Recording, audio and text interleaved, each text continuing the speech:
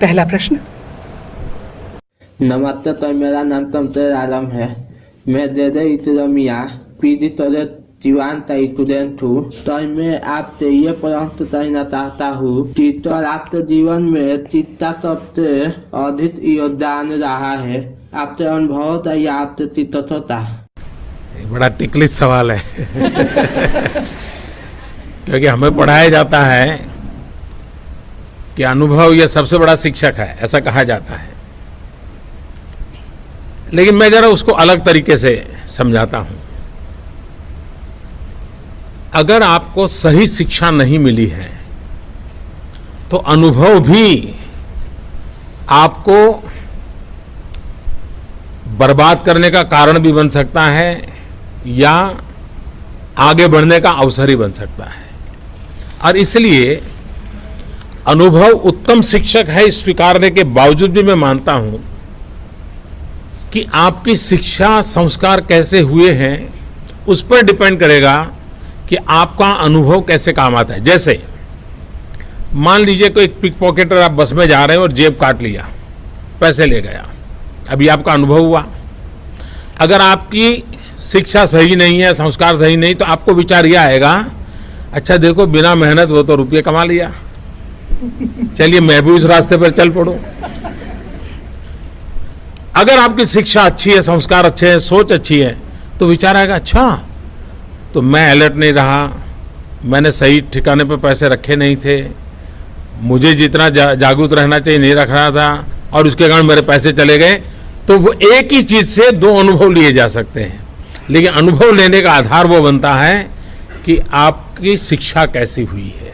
और इसलिए मेरे जीवन में शिक्षा का भी, शिक्षकों का भी, संस्कार का भी उतना ही महत्व रहा है जितना मैं अनुभव में से अच्छी अच्छी चीजें पकड़ने लग गया।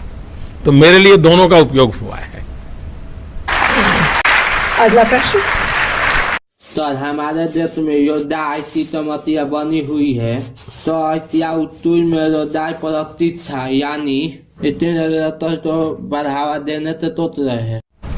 सारी दुनिया में समृद्ध से समृद्ध देश भी एक बात पर बल दे रहे हैं, स्किल डेवलपमेंट। एक घटना सुनाता हूं मैं, उससे आपको ध्यान में आएगा कि स्किल डेवलपमेंट का कितना महत्व है। आप लोगों ने आचार्य विनोबा भावे का नाम सुना होगा। महात्मा गांधी के चिंतन पर उन्होंने देश की बहुत सेवा की।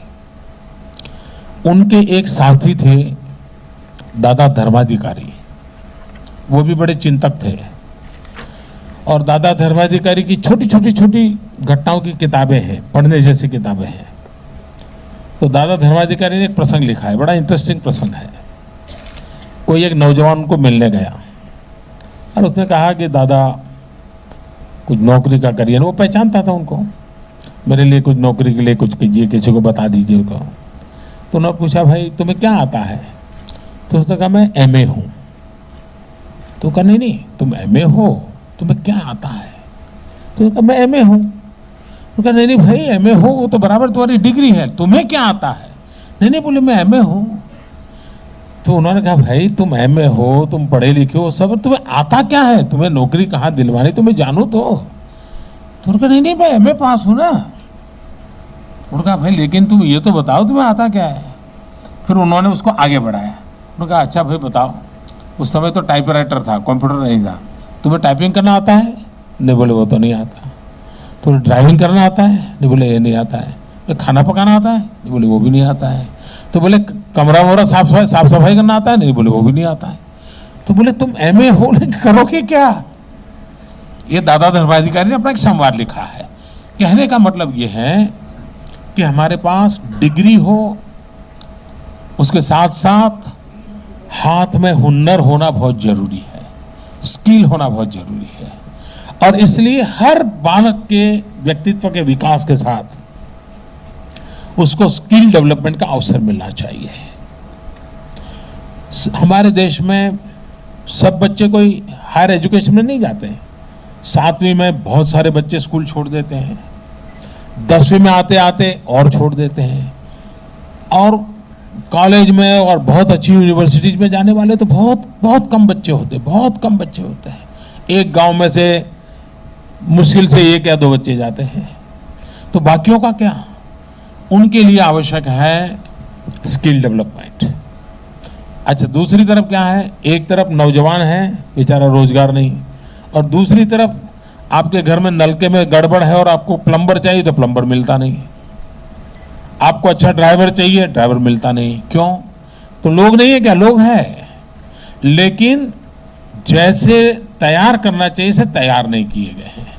अगर हम अच्छे ड्राइवर तैयार करें तो लोगों को अच्छे ड्राइवर मिलेंगे, हम अच्छे कुक तैयार करें लोगों को अच्छे कुक मिलेंगे, हम अच्छा गुलदस्ता बनाने वाले तैयार करेंगे तो गुलदस्ता बनाने वालों की संख्या बढ़ेगी।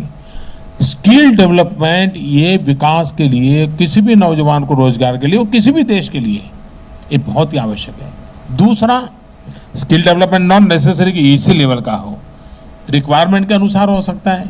जिस क्षेत्र में औद्योगिक विकास होता है तो जिस प्रकार के लोगों की ज़रूरत पड़ती है, अब जैसे मैं जब गुजरात में था तो नैनो कार वहाँ बनना शुरू हुई, तो मैंने उनसे कहा, मैंने कहा ये अगल बगल के जो ITI की हैं उसमें आप अपना एक सिलेबस शुरू कीजिए ऑटोमोबाइल का, नैनो वाले ही करें, और वहाँ के बच्चों को आप ऑटोमोबाइल का ITI का ट्रेनिंग दीजिए।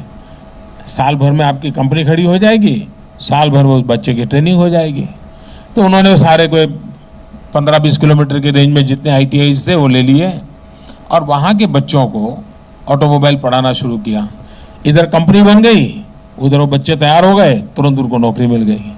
तो जहाँ जिस प्रकार का काम है उसको मैपिंग करना चाहिए, मैपिंग करके उस प्रकार, कहीं केमिकल इंडस्ट्री जाए तो उसके अगल बगल के गाँवों के बच्चों को वो ट्रेनिंग देनी चाहिए, तुरंत उनको काम मिल जाए। कहीं सिरेमिक का इंडस्ट्री है तो वहाँ के अगल बगल के बच्चों को वो काम देना चाहिए, तो नज़दीक में ही काम मिल जाएगा। और अगर ये हम करते हैं तो हमारे देश में आर्थिक विकास में बहुत बड़ा एकदम जंप लगेगा। हमारे देश में रोजगारी ये सबसे प्राथमिक बात है, और रोजगारी के लिए डिग्री के साथ स्किल का भी उतना ही महत्व है। और ये अगर हम करने में सफल हुए, आने वाले दिनों में जो हमने कार्यक्रम उठाए हैं उसी बात को लिए ये सरकार ने अपना स्किल डेवलपमेंट का एक अलग मिनिस्ट्री बनाया है, अलग मंत्री बनाया है। तो उसको लेकर के हम फोकस एक्टिविटी कर रहे हैं और जिसका परिणाम बहुत ही निकट भविष्य में देखने को मिलेगा।